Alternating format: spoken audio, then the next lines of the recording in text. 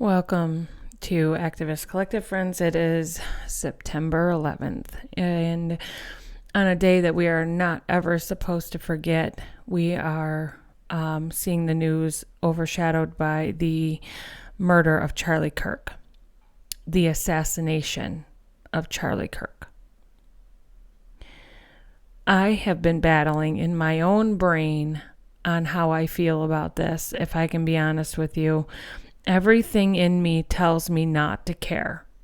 Everything in me says, yes, you should feel sorry for those innocent children. But I'm reading online from people who knew him that he was in fear for his life all the time. He feared openly that if he spoke out against Israel or if he didn't back them 100%, that they would kill him. During one of his last podcast interviews, maybe it was Lara Trump. Don't quote me on this, but somebody said he looked like he was frightened, like he was looking over his shoulder, like he was scared. And then some people are coming out and saying, hey, I was contacted by some of his friends and he was openly afraid for his life. He was afraid that Israel would kill him. So it makes sense to me that they would have the people with the ability, the knowledge, the skill set, the tools to pull off such a long-range plan, so to speak. Also, as it pertains to Israel, they are watching the American people, red hats and blue ties, come together and coalesce around this releasing of the Jeffrey Epstein files. They're watching Marjorie Taylor Greene, one of the loudest mouthpieces for MAGA, jump ship from MAGA to support the victims of the Jeffrey Epstein debacle, which means this opens the door for more people to join her side. She's doing this with very little pushback from her own party. You don't have Donald Trump coming out and lambasting Marjorie Taylor Greene and putting her on a blacklist. She's out here saying the frightening shit out loud. And this paves a way for other people to support her. And she is also a very vocal opponent of Israel's influence in our American elections, our Congress. And that's, friends, even Donald Trump said it in one of his interviews. They asked him a question about how the Israeli influence was slipping in American Congress. And Donald Trump said, I've never seen anything like it before. I've never seen anything like it before. They had an ironclad grip on a Congress and now it's gone. And it is. It's mostly slipping away. I mean, for the most part, you've got people like Mallory McMorrow hiding her connection to AIPAC and her loyalty to Israel. But she's happy to take their trips and to speak out for them. Haley Stevens. These are two people from Michigan running for that Senate seat that Gary Peters is walking away from. Okay, these women are both representatives, Democratic representatives, running for that Senate seat. Hold on, I get something popping up on my screen.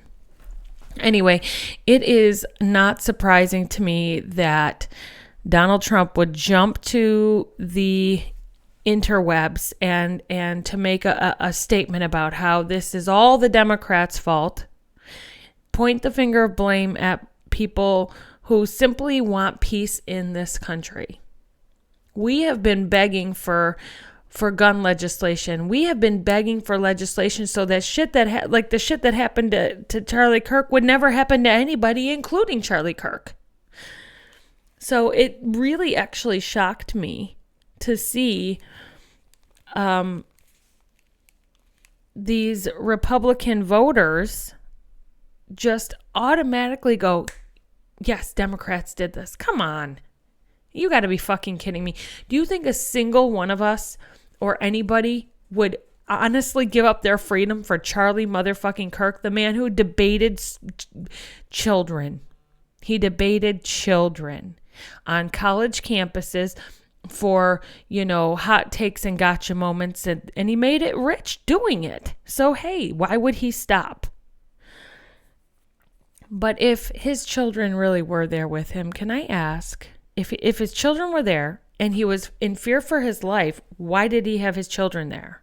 So you can only take the information you have with the smallest grain of salt. But what we will never have, in my personal opinion, friends, is a shooter.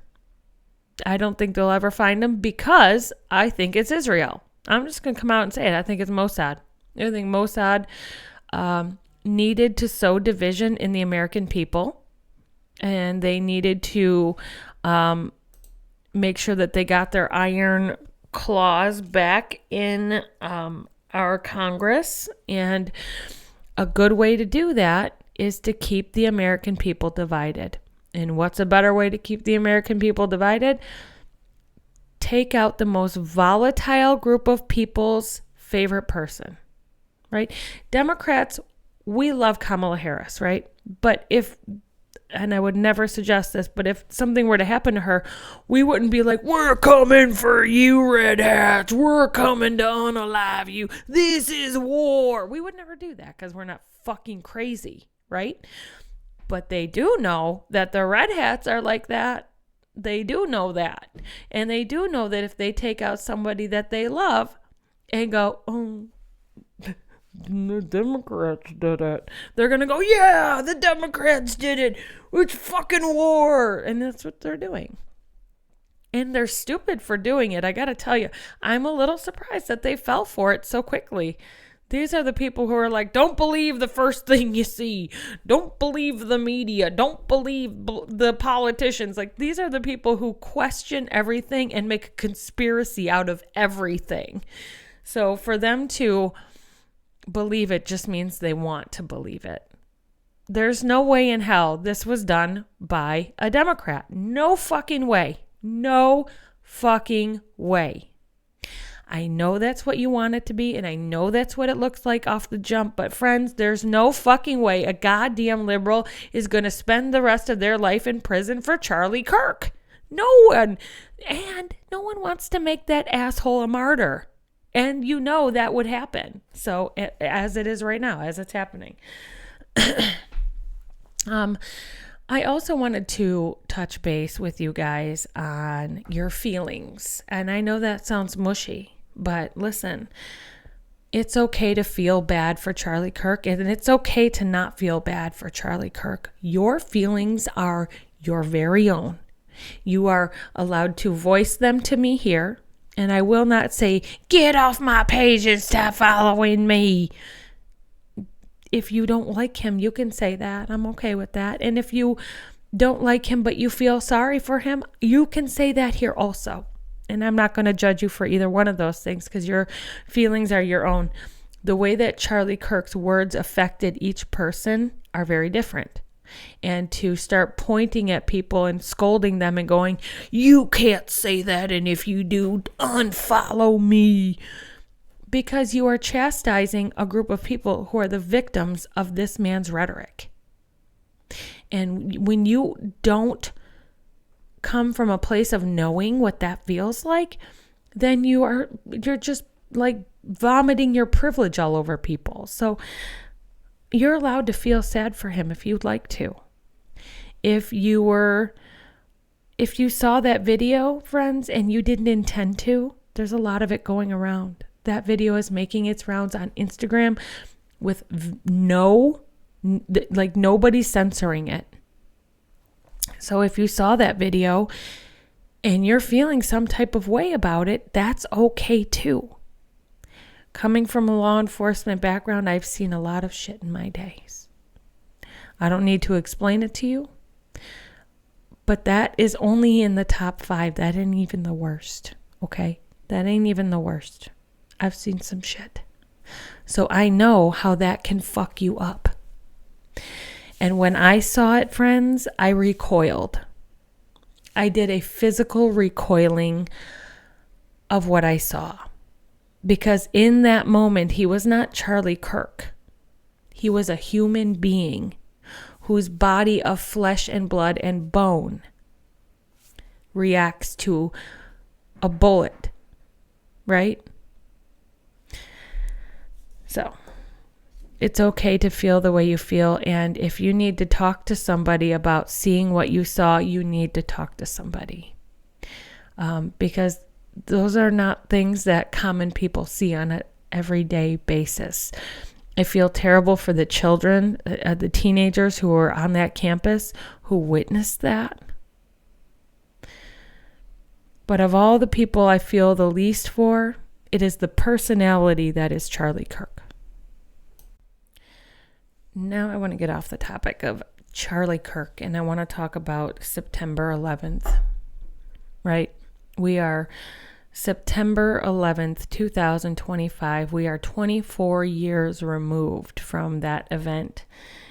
Where were you? If you're as old as I am, you remember where you were. I remember very vividly where I was when I watched the first tower go down. And my mom called me and she was like, "Are you at home? Stay at home." And I was like, "I can't stay at home, bitch. I got to go to work." I didn't say bitch because my mom would slap me at the age of, how old was I?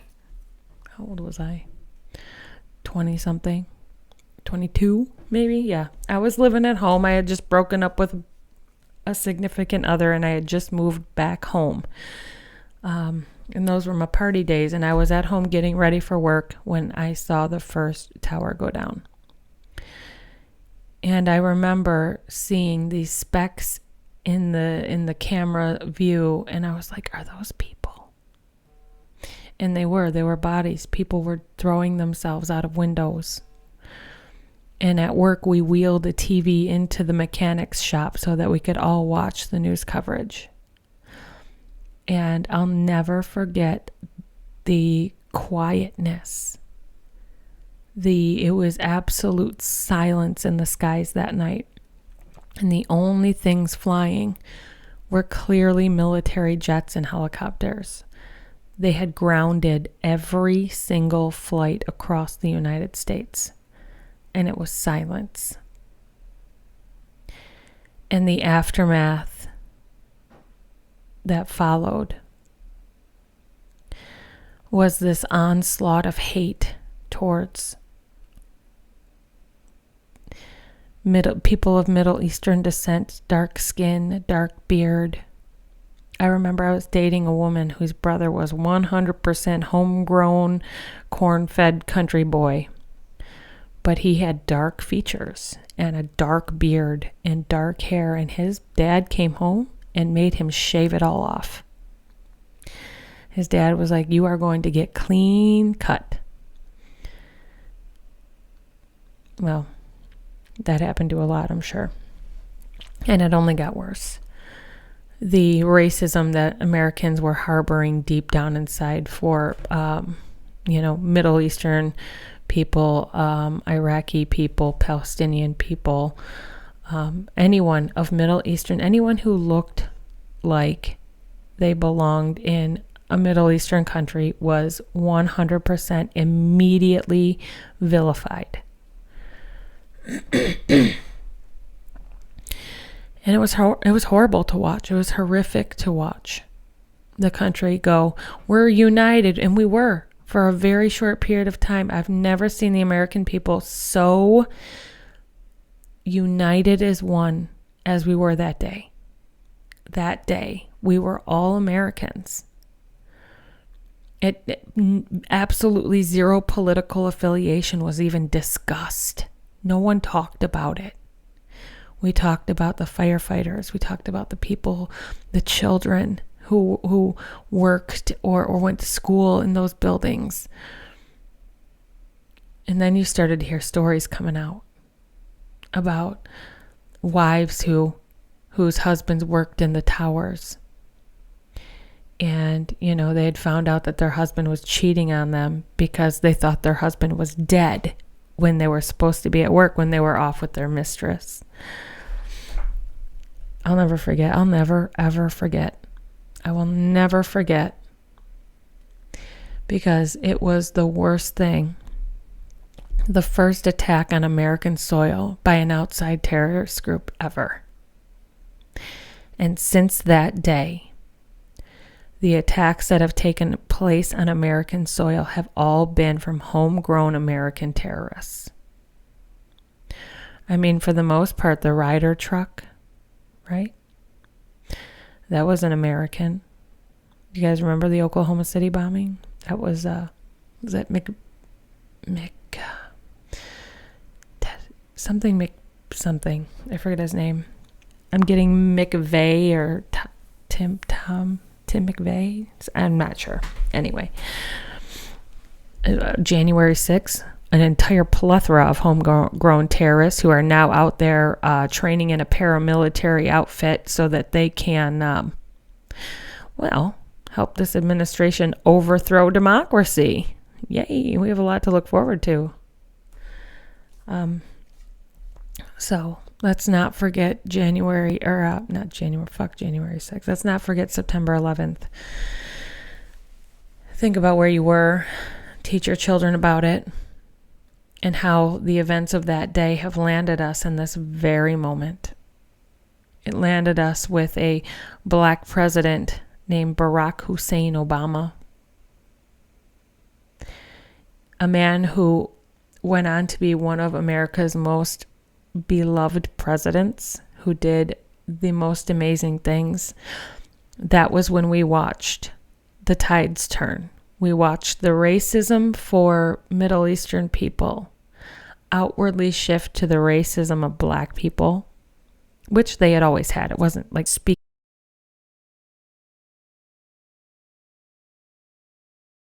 It wasn't like they weren't always racist. They were just speaking on it,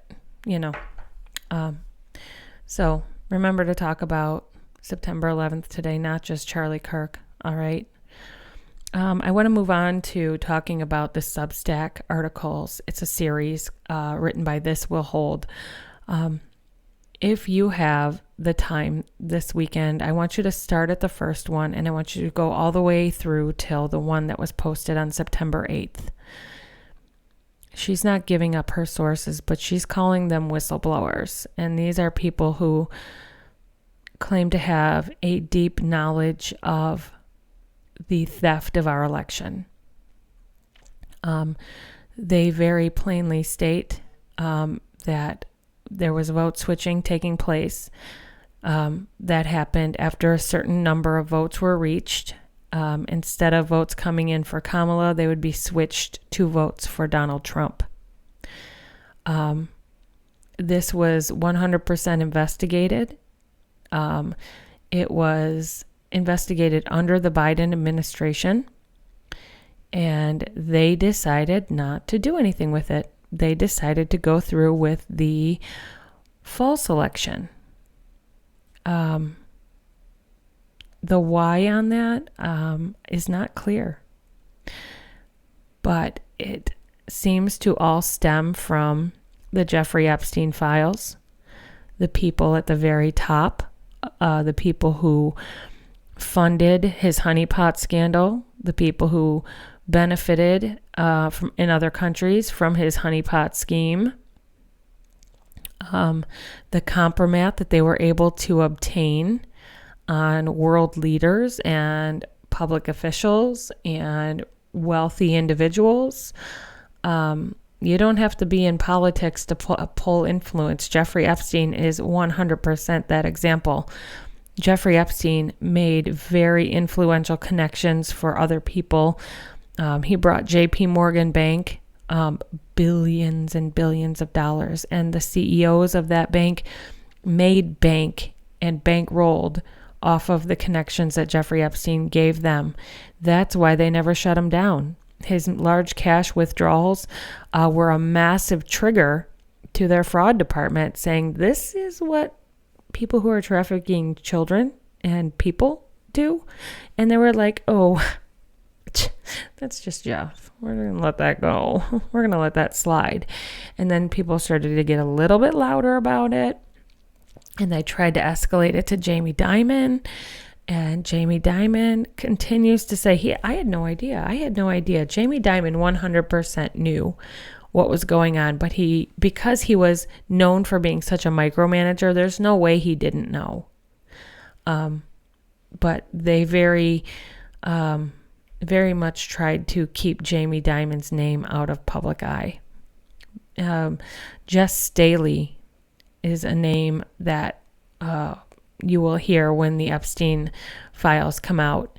Jess Staley was a higher up in the bank at JP Morgan Chase Bank and became very close personal friends with Jeffrey Epstein. In fact, Jeffrey Epstein was trying to get Jess Staley into Jamie Dimon's position. And when that fell through, most likely because of his connection to Jeffrey Epstein contacted Deutsche Bank and other banks in the EU for him to get him in getting, paid big time. Anyway, I want you to read all of these, these Substacks written by This Will Hold, and I want you to familiarize yourself with the content therein. If you're an American, you should understand this. Excuse me. I don't want to pause it. I don't want to pick back up, so I'm clearing my throat. I want you to familiarize yourself with what's in those articles, because everything that the Election Truth Alliance is pulling up is 100% being corroborated by these whistleblowers. They're saying, yes, that's true. Yes, that's true. Yes, the vote switching happened there. Yes, the vote switching happened there. And then I want you to look at the WhatsApp bridge collapse. There was a WhatsApp chat going on that this conversation was being had on between some very big names and some higher ups, and they shut down that channel. And when they did that, they were able to, I guess, somehow download the information. They've got screenshots. They stole this election from us, and the Democratic elected officials did not stop it. Do you hear me? So we can't look at Joe Biden and Kamala Harris and be like, oh, we wish you were here, because they could have spoken up. They knew this happened. They all knew this was happening. In fact, there are Democratic officials right now in Congress who know what happened. It's not fair.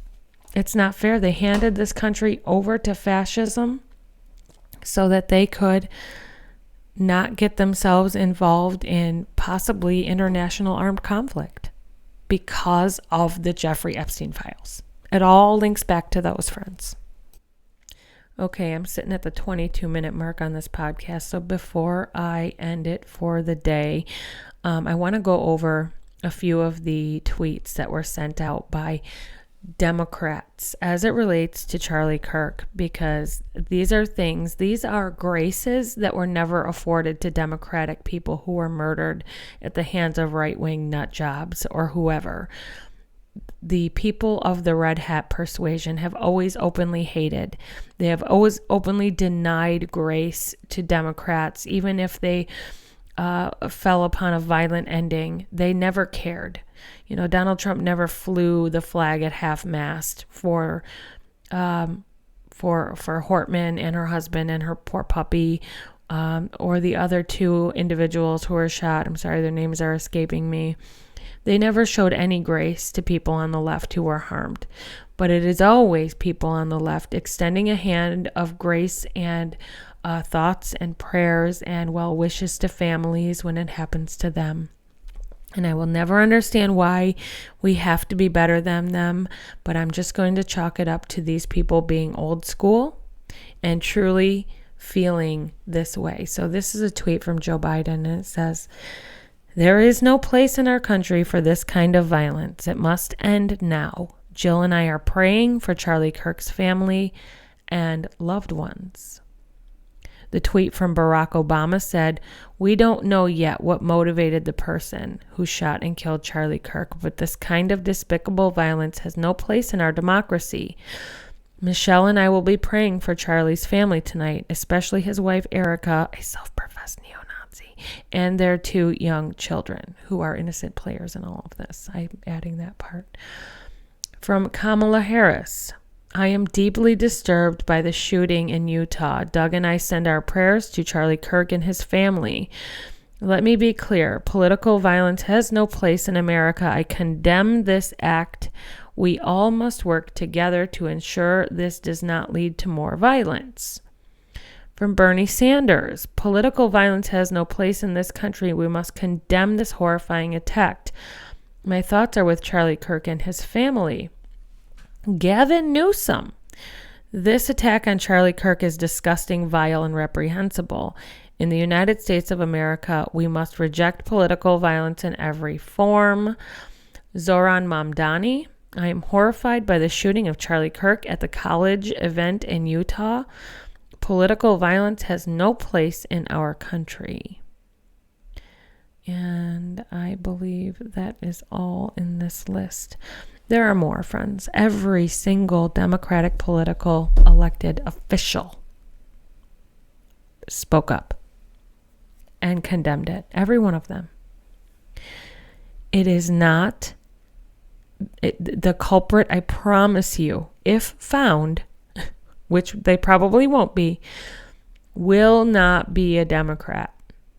Because nobody is going to risk their life for Charlie Kirk. We don't have anything. He just debates college children. Do you understand? And I want to reiterate at the end of this podcast that people close to him are saying he feared for his life, and he specifically named Israel as a culprit of his fear. So let's not be dense red hats and just blame Democrats for something we've been begging you people to get control of, which is gun violence and gun control. And don't blame us for this shit. I know that man has planted in your head a seed that we are horrible, evil demons. Rawr. We're not. We're your fellow Americans with differing political views and views on how we should treat our fellow humans, but that doesn't make us evil. He's made you believe that we are the devil because we tried to hold him accountable for his crimes. Period. And I hope that we still do if he lives long enough. But I digress. Everyone have a fantastic weekend that's approaching.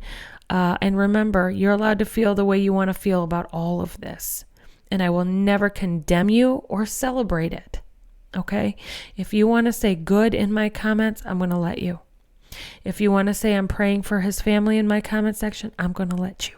Because you're allowed to feel however you want to feel about this. And nobody should be pointing a finger and scolding you like they are the moral police or the father of the internet. Okay?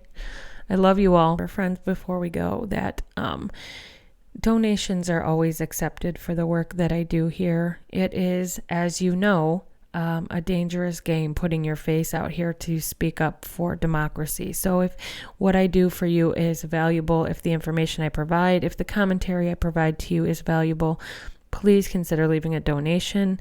On all of my socials, you can go to my link tree and find those links there. At the end of this podcast, I provide the, what are they? These little things. What are they called? Lord help me, I'm old. The little things you scan for my Venmo and my Cash App. I do appreciate any donation. I also appreciate simply words of thanks. So again, everyone have a great weekend. Do the best you can.